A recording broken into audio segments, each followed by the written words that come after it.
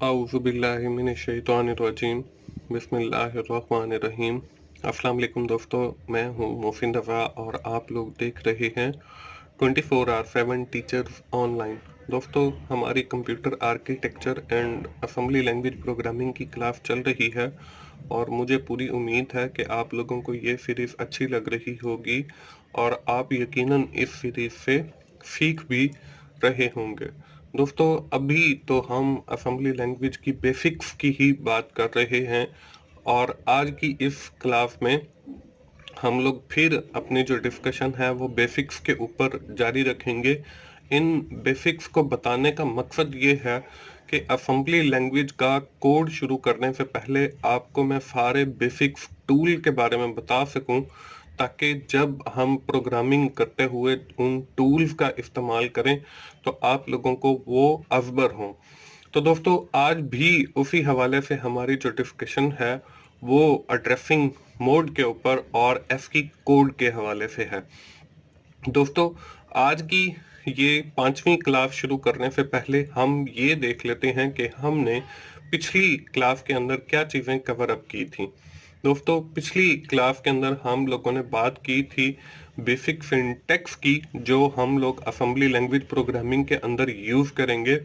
उसमें हमारे पास data section था, बीएसएफ सेक्शन था और टेक्स्ट सेक्शन था। उसके साथ ही हम लोगों ने कमेंटिंग की भी बात की थी और मैंने आप लोगों को बताया था कि जब भी हम असेंबली लैंग्वेज प्रोग्रामिंग के अंदर कहीं पर कमेंट एंटर करेंगे तो हमारा जो असेंबलर है वो उस हिस्से को छोड़कर बाकी एरिया को कंपाइल करेगा और उससे जो भी आउटपुट है वो जनरेट करेगा। यहाँ तक तो थी हमारी दोस्तों पिछली क्लास।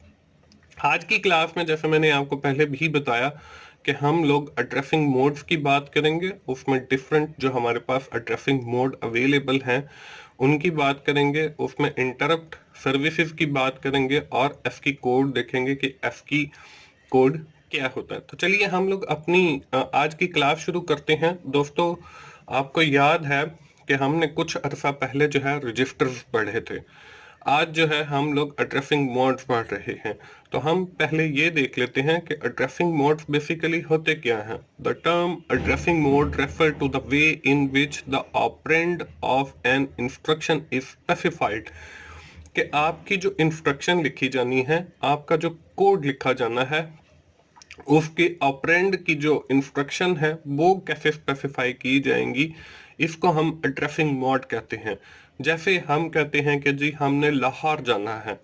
अब हमने लाहौर तो जाना है, जब तक हम ये नहीं डिफाइन करेंगे कि हमने किस एड्रेस के ऊपर जाना है तो हम जो है हमारा सफ़र बेकार है।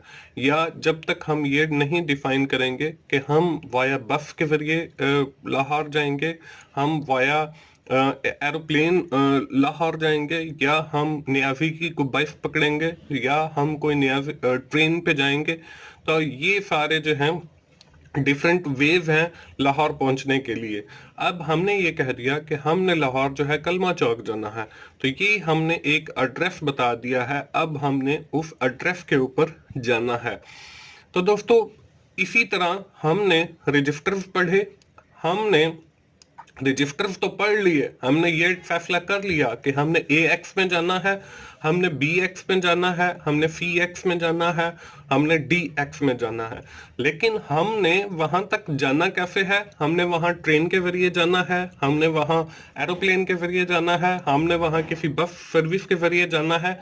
तो ये सारी जितने भी चीजें होंगी ये हमारे एड्रेसिंग मोड्स होंगे, जिनके जरिए हम अपनी लोकेशन के ऊपर जाएंगे जो हमारे रजिस्टर्स की शक्ल में मौजूद है। तो ये एड्रेसिंग मोड हम लोग आज की क्लास में बात करने वाले हैं। इनको a way to access the data containing in register memory, मतलब ये आपका जो रजिस्टर के अंदर डेटा पड़ा है उनको एक्सेस करने के लिए भी यूज किए जाते हैं। और हम जब असेंबली लैंग्वेज प्रोग्रामिंग करेंगे तो उसमें हम जो इंस्ट्रक्शन डिफरेंट लिखेंगे, उनका जो पैटर्न है, उनका जो तरीकाकार है, उसको भी हम एड्रेसिंग मोड कहते हैं। अभी ये हो सकता है कि आपको यहाँ पे समझ ना आए, लेकिन जब मैं आपको इसकी एग्जाम्पल समझाऊंगा तो उस वक्त मुझे पूरी उम्मीद है कि आप लोगों को ये एड्रेसिंग मोड अच्छे तरीके से समझ आ जाएगा। दोस्तों यहाँ पे हम बात करते हैं मुख्तलिफ अक़साम जो एड्रेसिंग मोड्स की हम इंस्ट्रक्शन के अंदर यूज करेंगे, लेकिन उससे पहले मैं आपको ये समझा दूं कि एड्रेसिंग मोड बेसिकली होता क्या है। दोस्तों हम वही अपनी पिछली एक एग्जांपल हम लोगों ने देखी थी जिसके अंदर हम लोगों ने 2+2 का ऐड करने की कोशिश की थी। आज जो है वही एग्जांपल आप लोगों के सामने स्क्रीन पे नजर आ रही है, 2+2, और इसमें मैंने आपको बताया था कि ये लेफ्ट साइड पे और जो राइट साइड पे आपको 2 लिखा हुआ नजर आ रहा है, इनको हम ऑपरेंड्स कहते हैं, और दरमियान के अंदर जो आपको प्लस का सिंबल नजर आ रहा है वो आपका ऑप कोड है। तो दोस्तों ये तो बात हो गई यहां तक। हम इस एग्जाम्पल में से जो 2 है उसको अपनी स्क्रीन के ऊपर प्रिंट करना चाहते हैं, तो उसके लिए हमें क्या करना पड़ेगा? उसके लिए हमें डिफरेंट इंस्ट्रक्शन लिखनी पड़ेंगी असेंबली लैंग्वेज की, जिसकी मदद से हम 2 को जो है अपने किसी रजिस्टर में सेव करके और उसको स्क्रीन के ऊपर प्रिंट करवा सकते हैं। उसके लिए हमें रजिस्टर्स का सहारा लेना पड़ेगा। अब रजिस्टर्स के अंदर देखें, हमारे पास एक BX रजिस्टर मौजूद है, एक DX रजिस्टर मौजूद है, जिनके अंदर हम डेटा रखते हैं। अब जो DX बेसिकली रजिस्टर है ये हमारे डेटा को कंटेन करता है, और BX भी हम नॉर्मली रजिस्टर जो है वो डेटा को रखने के लिए ही यूज करते हैं। अब देखें, एक रजिस्टर के अंदर हमने 2 रखा और दूसरे रजिस्टर के अंदर भी हमने 2 रखा, और ये हमने इसलिए किया क्योंकि हम एक ही रजिस्टर के अंदर 2 ऑपरेंड को नहीं रख सकते। और दूसरी बात यह है कि जब भी हम रजिस्टर यूज करेंगे, ऐसे नहीं है कि हम पहला जो रजिस्टर है वो हम 8 बिट का मतलब खाली D यूज कर लें, और दूसरा जो है वो रजिस्टर हम 16 बिट का मतलब BX यूज कर लें। ऐसे भी नहीं करना, हमने दोनों सेम डेटा टाइप के रजिस्टर लेने हैं। अब यहाँ पे देखें, हमने जो DX रजिस्टर लिया है वो भी 16 बिट का है, और जो हमने BX रजिस्टर लिया है वो भी 16 बिट का है। और ये जो हमने बिट्स की कैलकुलेशन है, ये जब हम लोग रजिस्टर्स के बारे में पढ़ रहे थे तो वहां पे मैंने आपको नेम्स के साथ ये भी बताया था कि कौन सा जो रजिस्टर है जहां पे खाली अल्फाबेट यूज होगा वो हमारा 8 बिट का रजिस्टर होगा, जहां पे DX जिसके साथ X लग जाएगा वो हमारा 16 बिट का बन जाएगा। तो इस वक्त हमने दोनों 16 बिट के ही रजिस्टर यूज किए हैं। इसके बाद हम क्या करते हैं, इसके बाद हम असेंबली लैंग्वेज की एक कमांड लिखते हैं। वो हम क्या लिखते हैं, हम लिखते हैं add DX, BX। अब यहां पे देखें, ऐड हमने लिखा, ऐड वो जो आपको सेंटर के अंदर सिंबल नजर आ रहा है जिसको हम ऑप कोड कह रहे हैं, ऑपरेशनल कोड कह रहे हैं। तो जब भी हम असेंबली लैंग्वेज के अंदर कोई भी इंस्ट्रक्शन लिखेंगे या कोई भी कमांड लिखेंगे तो हम सबसे पहले उसका ऑप कोड लिखेंगे, उसके बाद हम लोग उसके ऑपरेंड लिखेंगे। अब ऑपरेंड के अंदर देखें, आपके पास यहाँ भी 2 है और यहाँ भी 2 है, और ये दोनों 2 रजिस्टर DX और BX के अंदर पड़े हुए हैं। अब यहाँ पे देखें, हमने DX लिखा और फिर कॉमा लगाया और फिर हमने BX जो है दूसरे रजिस्टर का नाम लिख दिया। अब देखें, इस अगर हम सिंटैक्स को देखें तो इसमें हमने ऑप कोड और उसके बाद फिर स्पेस डाली, उसके बाद एक ऑपरेंड डाला, फिर कॉमा डाला और फिर हमने दूसरा ऑपरेंड डाला, और यहाँ पे हमने दोनों रजिस्टर्स लिए हैं। तो दोस्तों यही जो सिंटैक्स है इसको हम एड्रेसिंग मॉड कहते हैं।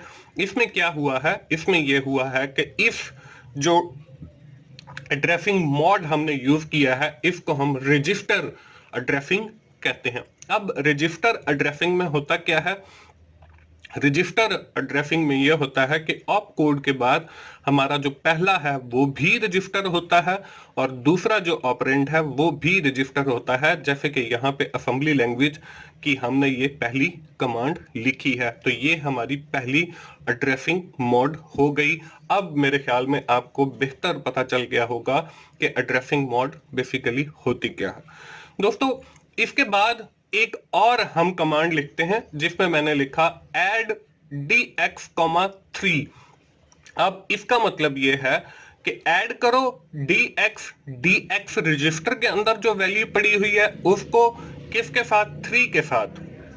मतलब ये कि अब यहां पे हमने एक रजिस्टर यूज कर लिया है और दूसरी हमने कांस्टेंट वैल्यू यूज कर ली है।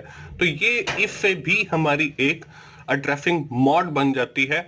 इस एड्रेसिंग मॉड को हम इमीडिएट एड्रेसिंग मॉड कहते हैं और इसमें एक साइड पे हमारे पास जो है रजिस्टर होता है और दूसरी साइड पे हमारे पास कांस्टेंट वैल्यू होती है। या ऐसे भी हो सकता है कि पहले आप कोई कांस्टेंट वैल्यू ले लें और फिर बाद में आप जो है उसको रजिस्टर ले लें, यानी वन ऑपरेंड इज कांस्टेंट कि आपका जो एक ऑपरेंड है वो कांस्टेंट होना चाहिए। तो ऐसी जो एड्रेसिंग है इसको हम इमीडिएट एड्रेसिंग कहेंगे। दोस्तों इसके बाद स्क्रीन के ऊपर आपको एक तीसरी कमांड भी लिखी हुई नजर आ रही है जिसमें लिखा हुआ है ऐड dx कॉमा, उसके बाद आपको ब्रैकेट के अंदर एड्रेस लिखा हुआ नजर आ रहा है। तो अब यहां पे इसका मतलब ये है कि ऐड करो dx को, कि dx के ऊपर जो वैल्यू पड़ी हुई है उसके बाद जो है हमने एक लोकेशन का एड्रेस दे दिया है कि इस लोकेशन एड्रेस के ऊपर जो वैल्यू पड़ी हुई है उसको साथ ऐड कर दो। तो इससे भी हमारी एक एड्रेसिंग मॉड बनती है। इसको हम मेमोरी एड्रेसिंग कहते हैं। मतलब ये कि एक आपके पास रजिस्टर होगा और दूसरा आपके पास किसी भी लोकेशन का एड्रेस होगा।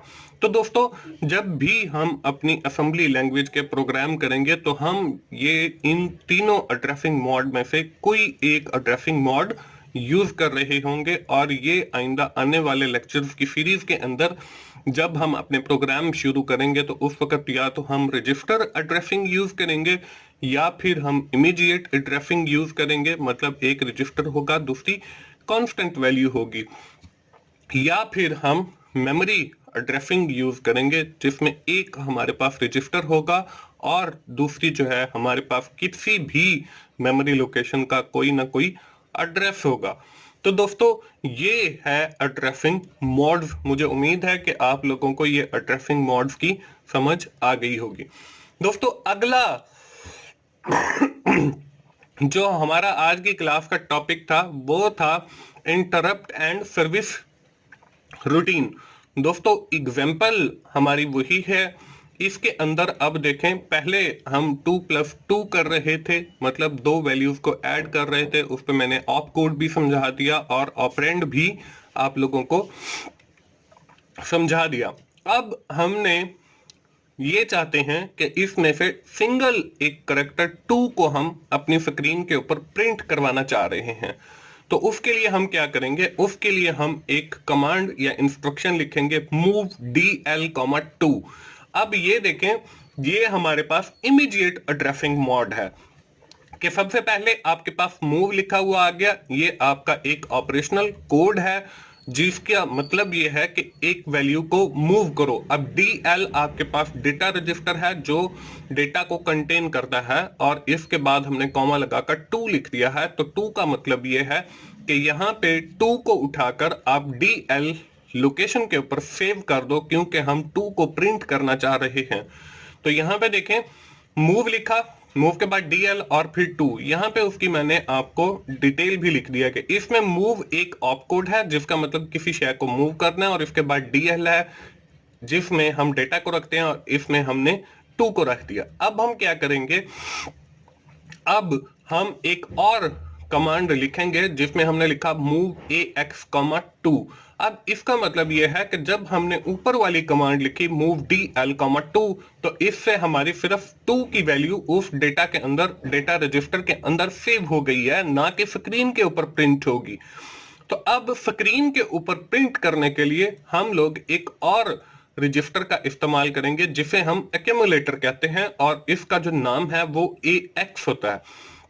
और आप लोगों को बाखूबी इल्म है कि जब हम रजिस्टर पढ़ रहे थे वहां पे भी मैंने बताया था कि जो एक्यूमुलेटर आपका रजिस्टर है वो हम या तो इनपुट के लिए यूज करते हैं या फिर हम आउटपुट के लिए यूज करते हैं। तो अब यहाँ पे जो हमने AX लिखा है और इसके बाद हमने 2 लिखा है। अब देखें ऊपर भी हमने मूव और DL2 लिखा है। तो ऊपर वाला जो 2 है वो रिप्रेजेंट कर रहा है वैल्यू को और नीचे वाला जो 2 है वो हमारे ऑपरेशन को या फंक्शन को रिप्रेजेंट कर रहा है कि एक्यूमुलेटर को जब हम टू भेजेंगे तो इसका मतलब ये है कि किसी चीज को आउटपुट दिखाए, और इसी चीज को हम कहते हैं सर्विस रूटीन। अब हमारे पास डिफरेंट सर्विसेज रूटीन है।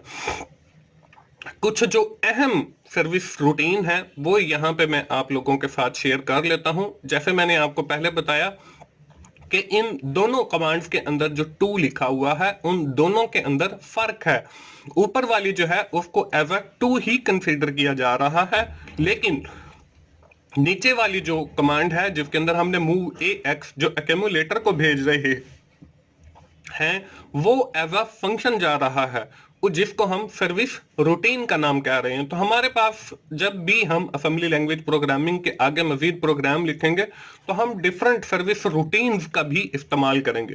तो हमारे पास जो अहम सर्विस रूटीन्स हैं वो मैं आप लोगों के साथ शेयर कर लेता हूं। आप उनको भी एक बार अज़बर कर लीजिए ताकि जब हम प्रोग्राम्स के अंदर उन रूटीन्स का इस्तेमाल करें तो आपको पता हो कि ये एक रूटीन है और इससे क्या होगा। अब यहां पे देखें, हमने रूटीन्स लिखी है, यहां पे वन लिखा है, one equals input a character shown, कि जब भी हम वन एक सर्विस रूटीन पास करेंगे किसी भी एक्यूमुलेटर रजिस्टर को, तो उससे क्या होगा कि जब हम कीबोर्ड से कोई भी एक करेक्टर टाइप करेंगे तो वो हमारी स्क्रीन के ऊपर टाइप होगा और हमें नजर भी आएगा। इसी तरह अब देखें दूसरे नंबर के ऊपर जब हम टू भेज रहे हैं सर्विस रूटीन के अंदर तो वो आउटपुट करेगा या प्रिंट करेगा किसी भी एक करेक्टर को स्क्रीन के ऊपर। इसके बाद देखें एक और सर्विस रूटीन है जिसमें हम 8 भेज रहे हैं। इसमें input a character not shown, कि हम जब कीबोर्ड से कोई भी एक करेक्टर टाइप करेंगे तो वो टाइप तो होगा लेकिन स्क्रीन के ऊपर प्रिंट नहीं होगा, क्योंकि यहाँ पे आगे मैंने नॉट शोन भी लिख दिया है। इसी तरह जब हम 9 लिखकर किसी एक्यूमुलेटर को भेजेंगे तो इसका मतलब ये है कि print a collection of character, कि आपके पास मुख्तलिफ जो करेक्टर की स्ट्रिंग जिसे हम कहते हैं आम जबान में, स्ट्रिंग भी प्रोग्रामिंग लैंग्वेज के अंदर कहा जाता है। अगर आपने C++ पढ़ी है पिछले सेमेस्टर के अंदर तो वहां पे हमें लोग C++ के अंदर एक स्ट्रिंग यूज करते थे। दोस्तों मेरी C++ की भी सीरीज अवेलेबल है, अगर कोई बच्चा सीखना चाहता है C++ को तो प्ले लिस्ट के अंदर जाके इसी चैनल के ऊपर टीचर्स ऑनलाइन के ऊपर वो C++ की सीरीज सुन के C++ सीख सकता है। तो जब हमने 9 भेजा तो वो एक स्ट्रिंग, जैसे हमने एक कहा कि जी दिस इज मोहसिन रजा, तो ये एक स्ट्रिंग बन गई। तो अगर हमने इसको स्क्रीन के ऊपर प्रिंट करवाना है तो फिर हम 9 सर्विस रूटीन जो है अपने एक्यूमुलेटर को भेजेंगे। इसी तरह आखिर में आपको 4CH लिखा हुआ नजर आ रहा है, जिसका मतलब ये है कि अब आपका प्रोग्राम खत्म हो गया है और अब आप प्रोग्राम से एग्जिट कर जाएं। तो दोस्तों ये अहम सर्विस रूटीन्स हैं, इनको आप ऐसे ही याद कर लें। इसके बाद हमने टू डेटा रजिस्टर के अंदर भी सेव कर लिया और रजिस्टर को भी बता दिया कि इसको आप प्रिंट करें। तो आया कि हमारा जो टू है वो स्क्रीन के ऊपर प्रिंट हो जाएगा? नहीं, वो इसलिए कि हमारा जो टू है वो अभी इसलिए प्रिंट नहीं हो रहा क्योंकि अब हार्डवेयर का काम आता है, और पहले हम सारा जितना भी काम था वो सॉफ्टवेयर के ऊपर कर रहे थे रजिस्टर्स के अंदर। अब हमारी जो आउटपुट आनी है वो हमारी स्क्रीन के ऊपर आनी है, मॉनिटर के ऊपर या एलईडी के ऊपर आनी है। तो उस वक्त हम एक और कमांड लिखेंगे जिसकी मदद से हमारा जो कंट्रोल है वो हमारे सॉफ्टवेयर से खत्म होकर हमारे हार्डवेयर के पास चला जाएगा, और हार्डवेयर जो है हमारे उस टू को हमारे लिए स्क्रीन के ऊपर प्रिंट कर देगा। अब हमने क्या किया, हम जो सॉफ्टवेयर के ऊपर काम कर रहे थे हमने उसे कहा कि आप अभी जो भी काम कर रहे हैं आप 1 मिनट रुक जाएं, हम हार्डवेयर के ऊपर कुछ प्रिंट करना चाह रहे हैं और उसके बाद जब भी हमने आपके साथ कोई काम करना होगा हम फिर वापस आ जाएंगे। तो इसको रोकने के अमल को हम कहते हैं इंटरप्ट। इंटरप्ट का मतलब भी यही है, यहां पे उसकी डेफिनेशन भी लिखी हुई नजर आ रही है। Interrupt stop the current program, कि आप जो काम कर रहे हैं उसको स्टॉप कर दे, and allow micro processor to access hardware to take input और गिव आउटपुट, कि वो हार्डवेयर को एक्सेस दे कि वो या तो इनपुट ले या फिर आपको आउटपुट दे। तो इसके लिए भी हम एक कमांड यूज करते हैं इन इंटरप्ट्स को यूज करने के लिए। तो उसमें देखें आपको यहाँ पे लिखा हुआ आ रहा है इंट 21h। इसका मतलब यह है कि अगर आप कोई टेक्स्ट के ऊपर काम कर रहे हैं, हम यहाँ पे देखें ऊपर हम टेक्स्ट ही लिखा है, तो इसको रोकने के लिए हम लोग यही 21h ही लिखेंगे। यहाँ पे मतलब मूव DL2, उसके बाद मूव AX2, उसके बाद इंट 21h। तो इसका मतलब ये है, ये हमारे प्रोसेसर को बताएगा कि अभी आप 1 मिनट रुक जाएं, मैंने हार्डवेयर के ऊपर काम करना है, और उसके नतीजे में हमारा जो 2 है वो स्क्रीन के ऊपर प्रिंट हुआ हमें नजर आएगा। अब दोस्तों हमारे पास 2 किस्म की इंटरप्ट हैं। एक हमारी टेक्स्ट हैंडलिंग के लिए है जिसको हम int 21h के जरिए रिप्रेजेंट करेंगे कमांड लिखकर, और अगर हम कोई वीडियो के ऊपर काम कर रहे हैं, किसी ग्राफिक्स के ऊपर काम कर रहे हैं, तो हम 20h लिखकर उसको इंटरप्ट करेंगे, मतलब रोकेंगे। ये हमारे पास 2 डिफरेंट इंटरप्ट हो गए। अब हमने इन इंटरप्ट में पढ़ा कि हम या तो उस इंटरप्ट के थ्रू इनपुट लेंगे या फिर हम आउटपुट लेंगे। तो अगर हमने आउटपुट लेनी है तो यहां पे देखें हमने लिखा मूव AH2। अब AH2 लिखने के बाद हमने इसे बताया कि हमारा जो अक्यूमुलेटर रजिस्टर है उसको 2 भेजो, मतलब वो आउटपुट के लिए यूज होगा, और उसके बाद इंटरप्ट करेगा वो हमारे प्रोसेसर को कि आप अभी 1 मिनट रुक जाएं, पहले मुझे हार्डवेयर एक्सेस करने दें और हार्डवेयर के ऊपर इस चीज को प्रिंट करने दें। उसके लिए हम यूज करेंगे इंट 21h। इसी तरह अगर हमने कोई इनपुट लेनी है तो वो हमारे पास मूव AH1 आ जाएगा। अब देखें यहाँ पे पहले 2 था, 2 का मतलब ये था कि हम आउटपुट कर रहे हैं एक करेक्टर को। अब जब हमने 1 एज अ सर्विस रूटीन भेजा तो इसका मतलब यह है कि हम यहाँ पे जो है एक इनपुट लेना चाह रहे हैं किसी भी करेक्टर की। उसके बाद हमने फिर एक इंटरप्ट की कमांड यूज की int 21h। इससे हमारी जो टेक्स्ट की हैंडलिंग है वो रुक जाएगी और हम लोग हार्डवेयर के ऊपर चले जाएंगे और हमने जो इनपुट लेनी है वो ले लेंगे। तो दोस्तों ये हमारे पास डिफरेंट सर्विस रूटीन्स हैं और डिफरेंट इंटरप्ट्स हैं जो हम आइंदा आने वाले लेक्चर्स के अंदर अपनी प्रोग्रामिंग करते हुए यूज करते रहेंगे। और मैंने ये मुनासिब समझा कि मैं सबसे पहले आप लोगों को ये इंटरप्ट और सर्विस रूटीन्स और बाकी की जितनी चीजें हैं उनसे मुतारिफ करवा दूं, ताकि जब हम प्रोग्राम लिखें तो आपको कोई मुश्किल पेश ना आए। दोस्तों इसके बाद जब हमने ये पूरा प्रोग्राम लिख लिया, मूव DL2, उसके बाद मूव AX2, उसके बाद हमने ये int 21h लिख दिया, तो अब क्या हमारे प्रोग्राम जब हम रन करेंगे तो उसके नतीजे में हमारे प्रोग्राम जो है क्या वो हमारी स्क्रीन के ऊपर 2 प्रिंट कर देगा? तो इसका जवाब है नहीं, वो हमारी स्क्रीन के ऊपर 2 प्रिंट नहीं करेगा, क्योंकि हमारा जो प्रोसेसर है वो बाइनरी की शक्ल में या डेसिमल की शक्ल में या हेक्सा डेसिमल की शक्ल में सारी अपने पास स्टोरेज रखता है।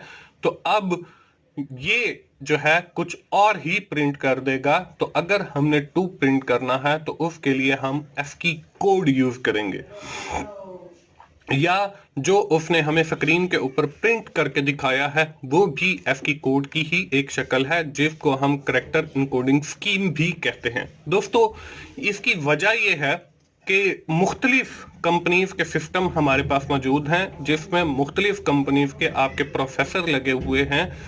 तो जो एक कंपनी है American standard code for information and interchange, उन लोगों ने एक स्टैंडर्ड बनाया कि जब भी हमारा कोई डेटा बाइनरी की शक्ल में सेव होगा या जो हमारे नए प्रोसेसर बनाए जाएंगे उसके ऊपर हम एक स्टैंडर्डाइज्ड जो है कोड एक जनरेट करते हैं, और जो भी प्रोसेसर बनाएगा या CPU बनाएगा वो उस स्कीम को फॉलो करेगा और उस स्कीम की जो आउटपुट होगी वो सबकी एक जैसी ही होगी, जिसको हम ASCII कोड कहते हैं।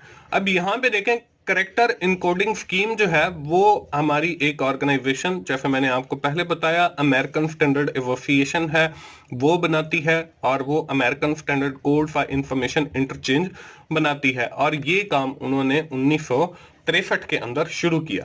अब जब हमने स्क्रीन के ऊपर टू प्रिंट करना, तो इसके हवाले से हमारे पास डिफरेंट ऑप्शंस मौजूद हैं। आपको मैं कुछ आज की क्लास में कुछ कोड्स बता देता हूं कि जब हमने कुछ भी प्रिंट करना हो तो हम उन कोड्स को, अगर हमें याद हैं, तो उनकी मदद से हम बहुत सारी चीजें स्क्रीन के ऊपर प्रिंट कर सकते हैं।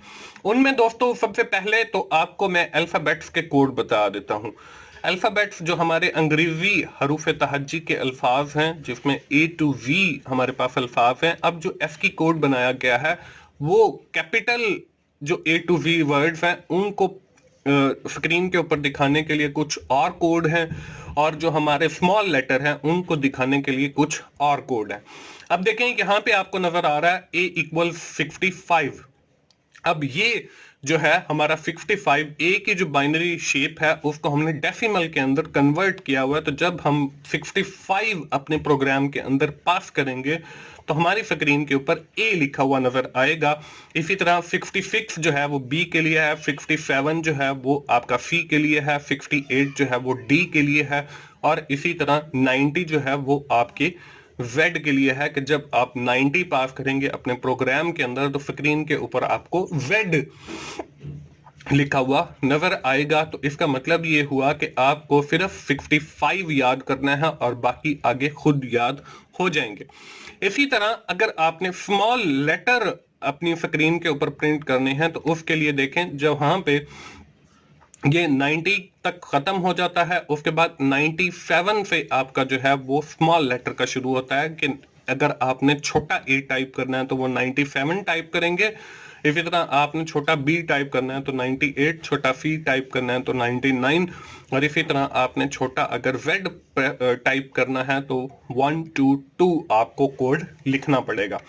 इसी तरह हमारे पास कुछ और भी चीजें मौजूद हैं। अगर हमने गिनती टाइप करनी है तो यहाँ पे देखें हमारा जो 48 है वो अगर हम लिखेंगे तो वो उससे 0 टाइप होगा। अगर हम जो है यहाँ पे 49 देंगे तो हमारे पास 1 टाइप होगा, और 50 देंगे तो फिर हमारे पास 2 टाइप होगा। अब देखें यहाँ पे हमने 2 लिखा तो वो 2 टाइप नहीं होगा, यहाँ पे 50 लिखेंगे तो हमारा 2 आएगा। और इसी तरह अगर हमने 9 प्रिंट करना है तो 57 हमें लिखना पड़ेगा। इसी तरह हमारे पास और भी दो चीजें हैं, वो भी देख लें कि अगर हम यहाँ पे 10 एंटर करेंगे तो वो नेक्स्ट लाइन के ऊपर चला जाएगा, और इसके बाद अगर हम 13 भेजेंगे तो return to the first position. इसका मतलब ये है कि जब आप न्यू लाइन के ऊपर कुछ प्रिंट करवाना चाह रहे हैं तो आपको 10 लिखना पड़ेगा, और जब आप 10 एंटर करेंगे तो जहां पे ये नेक्स्ट लाइन का ई लिखा हुआ है तो अगली जो लाइन शुरू होगी मतलब यहां से शुरू हो जाएगी जहां से आपका फर्स्ट लिखा हुआ है। तो आपने वापस यहाँ पे पहली पोजीशन 0 पोजीशन पे आना है, तो 0 पोजीशन पे वापस आने के लिए आपको 13 भी साथ लिखना पड़ेगा। तो दोस्तों ये वो चीजें हैं कि अगर आप ये याद कर लेते हैं कि ए के लिए 65 है, छोटे ए के लिए 97 और 0 के लिए 48, और बाकी के ये दो याद कर लेते हैं तो आपको ये एफ की कोड जो है वो आसानी से याद हो जाएंगे। और ये सारे भी हमें याद करने की जरूरत नहीं है, और बाय डिफॉल्ट जो हमारी असेंबली लैंग्वेज प्रोग्रामिंग है वो हमारी डेसिमल के ऊपर काम करती है। तो यहाँ पे मैंने ये डेसिमल के कोड ही आप लोगों को दिखाए हैं, लेकिन एफ की कोड हमारे पास हेक्साडेसिमल कोड के अंदर भी अवेलेबल हैं, और ये आपको आपके लर्निंग मैनेजमेंट सिस्टम से भी मिल जाएंगे। और अगर आप गूगल में जाके एफ की कोड लिखेंगे तो वहां पे भी आपको दस्तयाब हैं। और हम जब अपने प्रोग्राम लिखेंगे तो वहां पे ये सारी चीजें हम यूज करेंगे, तो इसलिए यहाँ पे ये मैं पहले आप लोगों को फेमिलियर करवा रहा हूं। तो यहाँ पे स्क्रीन के ऊपर भी आपको एक लिस्ट नजर आ रही है, और ये हमारे पास एफ की एक टेबल है। तो यहाँ पे देखें अगर ये यहाँ पे देखें 65 से हमारे ए वाले करेक्टर और इसी तरह 90 तक जेड तक आ गया। और अगर हम छोटों को देखें तो वो 97 से लेकर और इसी तरह 122 तक आ गया। अगर हम 0 को देखें तो वो 48 से शुरू हो रहा है और 9 तक 57 आ गया। इसी तरह बाकी भी सारी चीजें इसके अंदर दी हुई हैं। यहाँ पे देखें फर्स्ट जो है वो डेसिमल के अंदर दिया हुआ है, फिर हेक्साडेसिमल के अंदर, फिर ऑक्टल के अंदर और फिर करेक्टर जो आपको स्क्रीन के ऊपर नजर आएगा। मतलब यहाँ पे देखें ये स्पेस के लिए हम 32 डेसिमल पास करेंगे तो स्पेस आएगी। इसी तरह बाकी की ये सिंबल भी यहाँ पे आपको स्क्रीन के ऊपर नजर आ रही है। तो ये पूरा एक टेबल है और इसके अंदर आपके 255 करेक्टर मतलब 0 से लेकर 256 तक 257 बनते हैं। ये आपके ASCII कोड के करेक्टर हैं। दोस्तों ये थी हमारी आज की क्लास। हम इसको जल्दी से समराइज कर लेते हैं कि आज की क्लास के अंदर हम लोगों ने क्या पढ़ा है। आज की क्लास के अंदर हम लोगों ने बात की एड्रेसिंग मोड्स की, जिनकी मदद से हम अपने रजिस्टर्स को एक्सेस करते हैं और इसमें हमने उनकी 3 अकसाम पढ़ी। उसके बाद हमने इंटरप्ट के बारे में पढ़ा कि इंटरप्ट क्या होता है। अगर हमने किसी भी प्रोग्राम के अंदर किसी चीज को रोकना हो, सॉफ्टवेयर के ऊपर काम कर रहे हैं, उसको रोक के हम हार्डवेयर पे जाना चाह रहे हैं तो हम इंटरप्ट यूज करते हैं। उसके साथ ही हमने सर्विसेज रूटीन की बात की और मुख्तलिफ सर्विसेज के बारे में मैंने आपको बताया जो हम मुख्तलिफ प्रोग्राम्स के अंदर यूज करेंगे। और आखिर में मैंने आपको ASCII कोड के हवाले से बताया। दोस्तों आइंदा आने वाले लेक्चर के अंदर हम जो है अपनी इंशाल्लाह जो हमारी बेसिक चीजें हैं वो सीख चुके हैं और अगले क्लास के अंदर हमने जो इन्वायरमेंट यूज करने हैं असेंबली लैंग्वेज एंड प्रोग्रामिंग के लिए उनके ऊपर बात करेंगे। ना सिर्फ बात करेंगे बल्कि मैं आपको डाउनलोड करके वो इन्वायरमेंट इंस्टॉल करना भी सिखाऊंगा। तो दोस्तों मुझे उम्मीद है कि आपको असेंबली लैंग्वेज एंड प्रोग्रामिंग की समझ आ रही होगी और अगर आपको मेरी वीडियोस अच्छी लग रही हैं तो आप उन्हें लाइक कीजिए, अपने दोस्तों के साथ शेयर कीजिए और कमेंट्स की सूरत में फीडबैक दीजिए ताकि मैं वीडियोस को और ज़्यादा अच्छा बना सकूं। दोस्तों मेरा चैनल 24/7 टीचर्स ऑनलाइन सब्सक्राइब कीजिए ताकि मेरी हर आने वाली वीडियो या लेक्चर आप लोगों तक पहुंच सके और आप उससे सीख सकें। दोस्तों मिलते हैं अगली असेंबली लैंग्वेज प्रोग्रामिंग की क्लास में। उस वक्त तक के लिए मुझे इजाज़त दीजिए। थैंक यू वेरी मच दोस्तों। अल्लाह हाफिज़।